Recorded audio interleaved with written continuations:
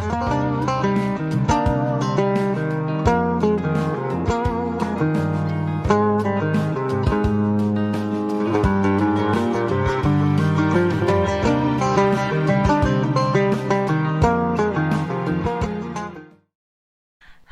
I am Monique Pattavino.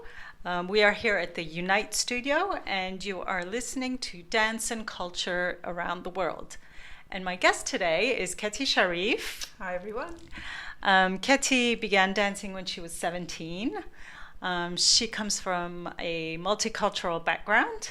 Yes, I do. I'm actually Croatian, Macedonian, and Greek. I've got that heritage, but I did end up living in Egypt for 20 years, so I do feel I kind of assimilated a lot of that culture as well.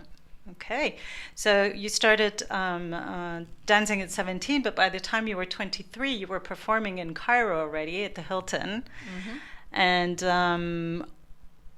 you performed with live bands, live music. Yes, my very first experience in belly dancing was actually in Australia with live Arabic bands. And then, of course, I went to Egypt, where I had a beautiful band, folkloric, traditional, and also modern. So, yeah, I've been very spoiled with music, and I've loved it. And, of course, that ended up becoming my trajectory. Until today, I'm still working with live music. So while you were in Egypt, you told me earlier that you did a lot of research on the cultural aspects of dancing, Egyptian dance and music. And you've put together a book called Belly Dance. Yes, that's right.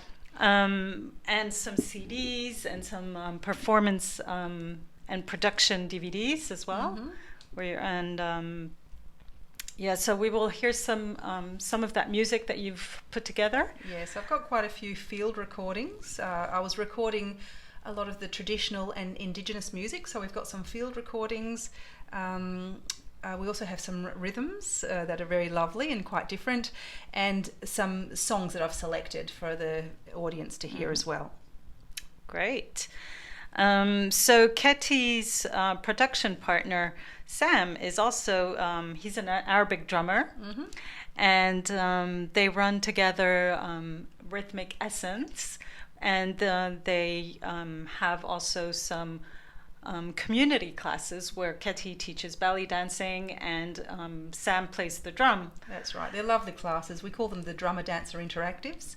And it's just a great way for dancers to really experience the roots of the rhythm, you know, the base of all the music and songs. And because it's very much something that leads your dancing body, it's great for us to start from the roots, which is all about rhythm. Yeah. Here's a CD actually. Sam researched, he was in Egypt about 1.5 years ago researching 40 Arabic rhythms.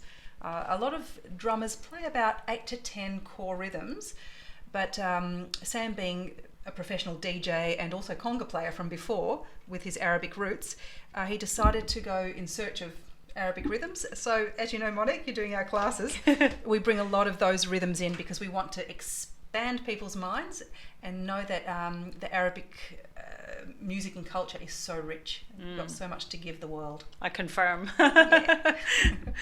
And now you're working also on a theater production called Isis Rises. Can you tell us a little bit about that? Yes, there's an Egyptian author called Mustafa Gadalla. He is a very famous Egyptologist. He's written something like 20 books, perhaps more.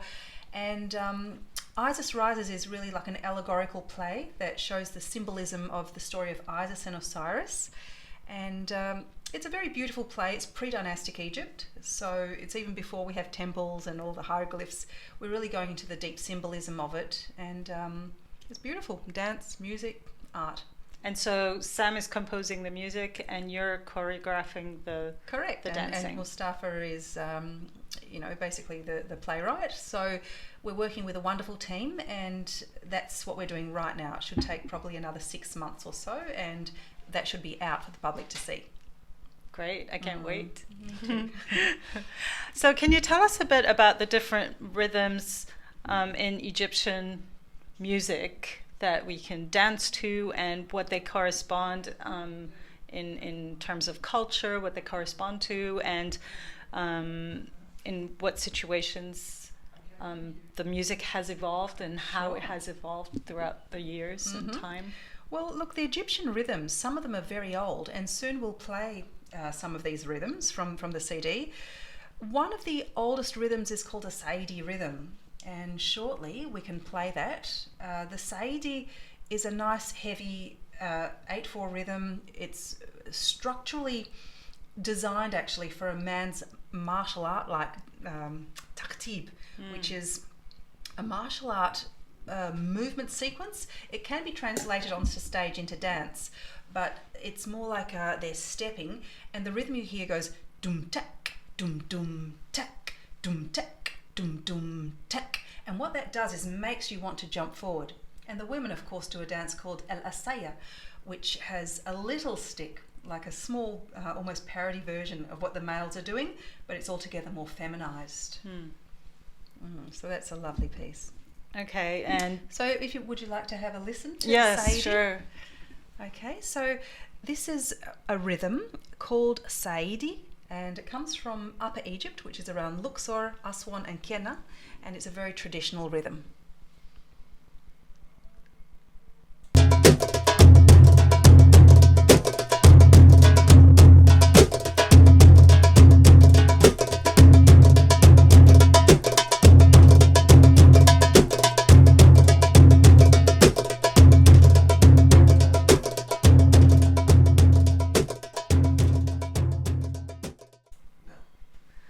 So that was a short snippet of Saidi. That's right. From the research that Sam has been doing, and of course, you know, in our workshops, I show the dance movements to that, and he plays it, and of course he teaches. He teaches. Drumming. Yes. We've learned that with him. There are other rhythms. They come from a rhythmic group called the Baladi family, and Baladi means of my country, my country. So these are really grassroots rhythms. They're often 4/4, 4/8. But they're like a heartbeat, you know, they have a lovely feel, and often it's interesting, they're played at 120 beats per minute, which is like twice your heart, right? So they're hearty and heartful. they feel good to move to. And this, for example, is a Mazmoudi Kabir rhythm, which we're going to play now.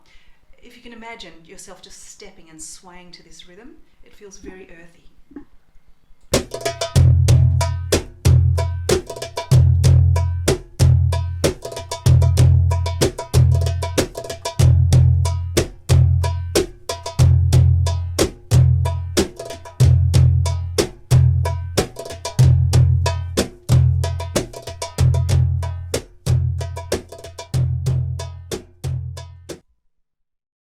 So that was what we just listened to was Mazmoudi Kabir. That's right. And Mazmoudi Kabir is a very traditional Egyptian rhythm, an Arabic rhythm from the Baladi family.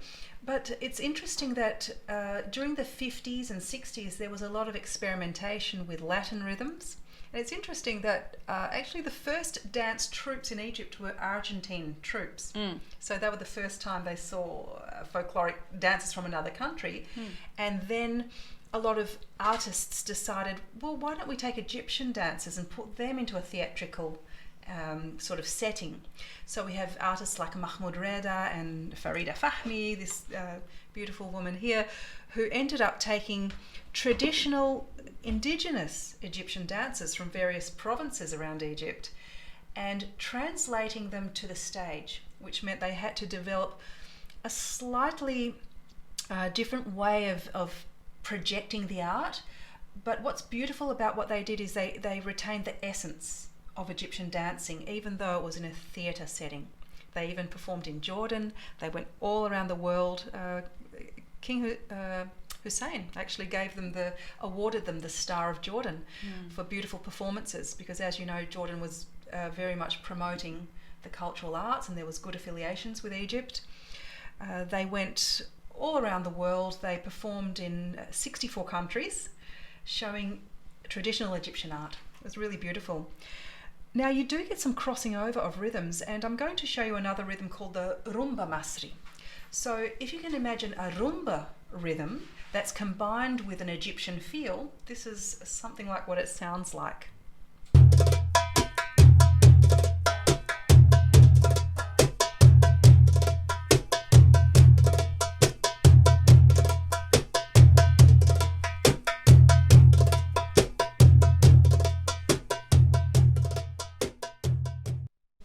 Can can you tell us a little bit also about the music and special events for weddings, for example? What kind of dancing do people like to dance during weddings? Absolutely.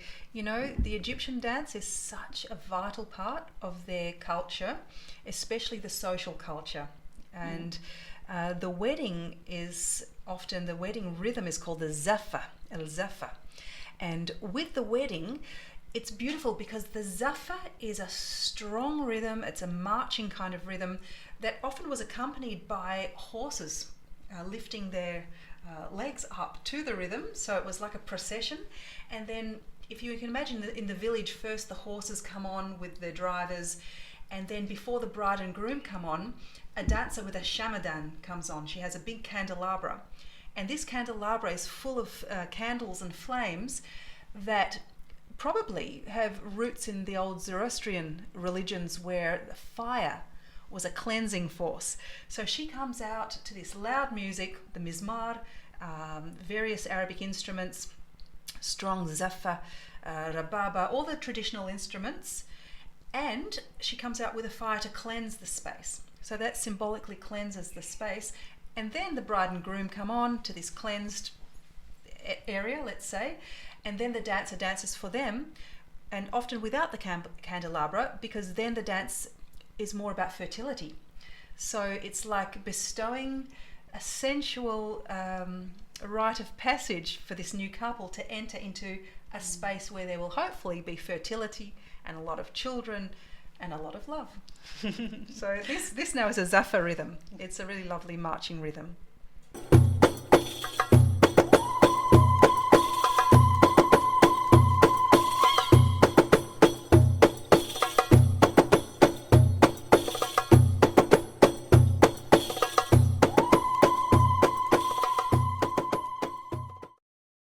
I'll visualize the horse. Yes, it's beautiful, isn't it? And again, this comes from El Said. Yeah. And the Said region, they call it Upper Egypt, even though it's not at the top of Egypt. It's because of the way the Nile flows. So Lower Egypt is actually up in the Delta Alexandrian area. So yeah, Saidi is still a powerful rhythm. They have powerful music there, and I did some field recordings as well. If you'd like to listen.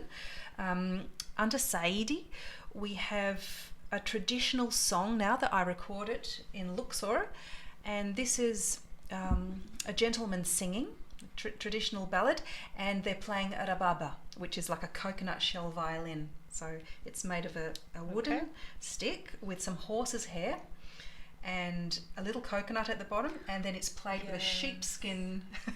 Sure, it's not sheepskin, with a sheep's gut, right? Oh. A string is made of sheep's gut. Yeah. So it's very natural. Wood, horse's hair, coconut, sheep gut. Okay, let's go. Okay, so this is a field recording.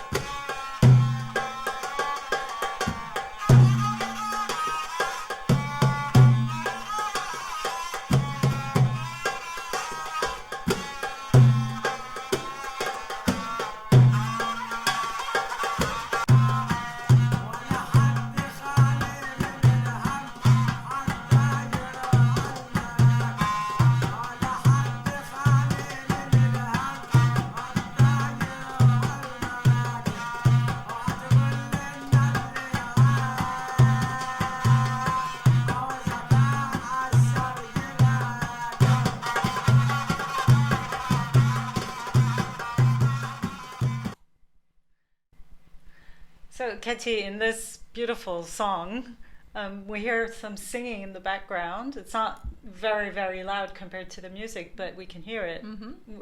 Do you know what they're saying? Roughly, yes. This is all a live recording, and these are young fellows from Luxor, Kenya and Aswan, and they're a band. Usually bands are families, not always, but often in the El Said region, the band is actually, they're related, they're all cousins, etc. And something about the Saidi sense of humour always comes through in the music. So they have a funny lyrics sometimes. Like this song, for example, he's saying, how can you call yourself a man when you haven't even rolled your moustache yet? So he's saying you're not really a man because you didn't grow a moustache, so you never learnt how to roll it. It's a funny song. Yeah. So they have a great sense of humour, and it really does come through in their music. So there's also, we often hear about the baladi rhythms. You've mentioned it a few times already. Can you tell us a little bit more about baladi? Yes, baladi originated, look, if we go back to the 30s and 40s, we already had baladi emerging as a strong force. If you think about the 1940s to the 50s, the Egyptian cinema industry was the 5th largest in the world. It was comparable to Hollywood. And in fact, there was some cross-pollination between Hollywood and Cairo at that time. So a lot of the European orchestral sounds started to seep into the Arabic music. And of course, even if we go back in history, we've got the Ottomans who came through with their own special kind of music because Egypt was under Ottoman rule for so long. We had the French, we had various nationalities coming in. So the baladi orchestra went from those instruments, which we called a takt band, like the rababa, the mizmar, all the very traditional instruments became replaced with other instruments like the piano accordion, the European piano accordion, the kemenge, which is a violin. So the rababa was a predecessor of the kemenge, but the kemenge altogether took the more European form, although they play it slightly differently. And even the piano accordion is actually played differently because the Arabic people don't use like the Italians do.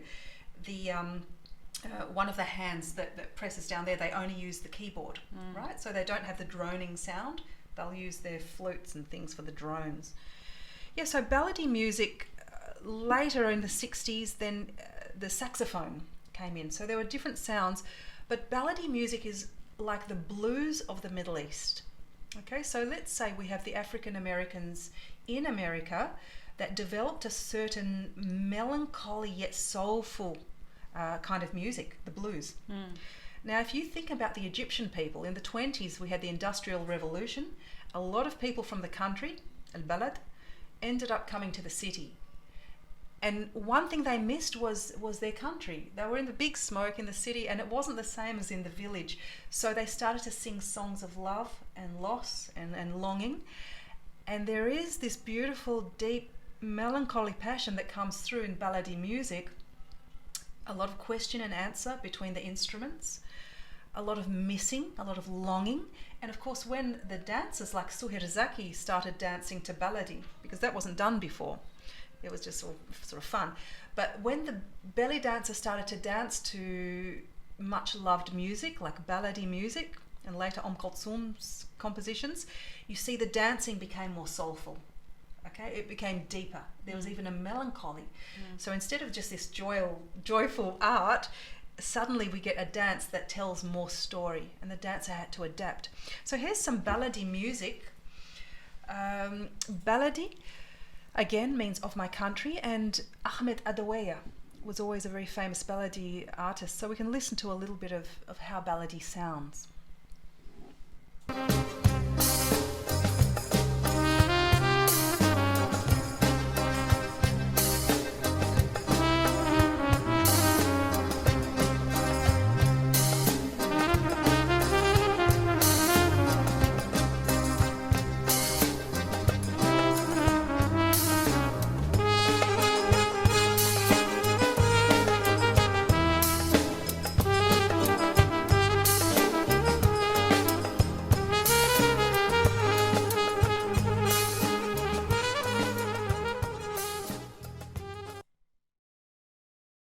So thank you for that music. It was very, very melancholic sounding. Very It's soulful, really, you can really lovely. feel that emotion in it. A lot of us know Kulthum by name. She's extremely famous throughout the world. I think if there's one singer from the Arabic world that a lot of people would know, it's her.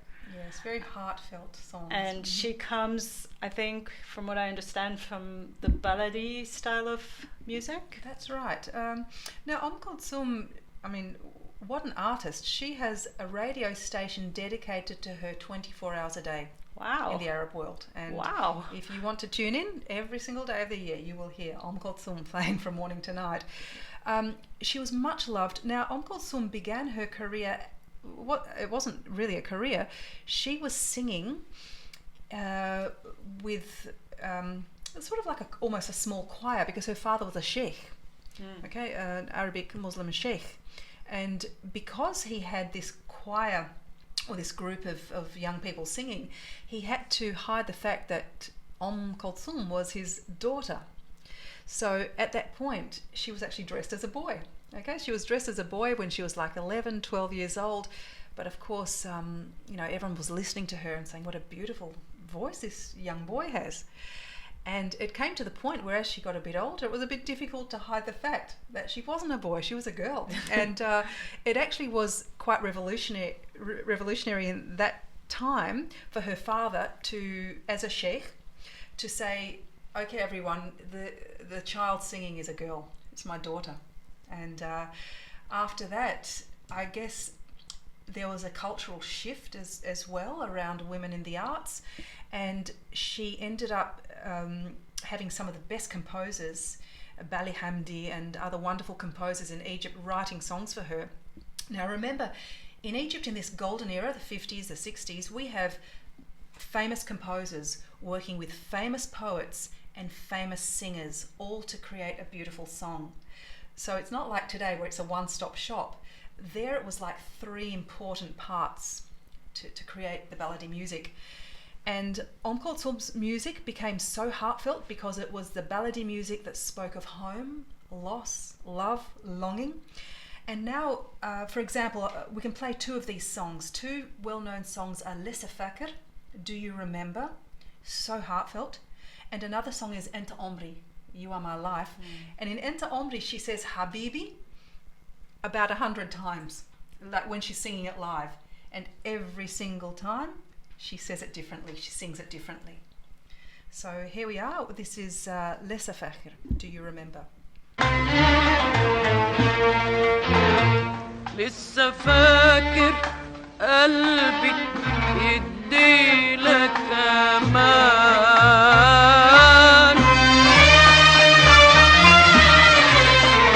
ولا فاكر كلمة حتعيد اللي كان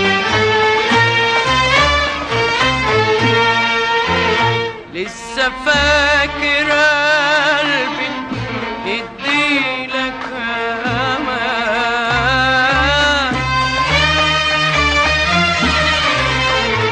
ولا فاكر كلمة حتعيد اللي كان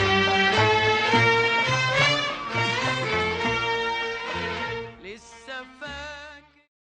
So we're going to take a little break here, and we will continue more belly dancing rhythms in a second part of this. Great. We'll look at some rhythms and music, and I'll talk a little bit more about how the dancer experiences the rhythms and the music and how it's kind of changed over the decades as well. Yeah, I look forward. Thank you, Monique.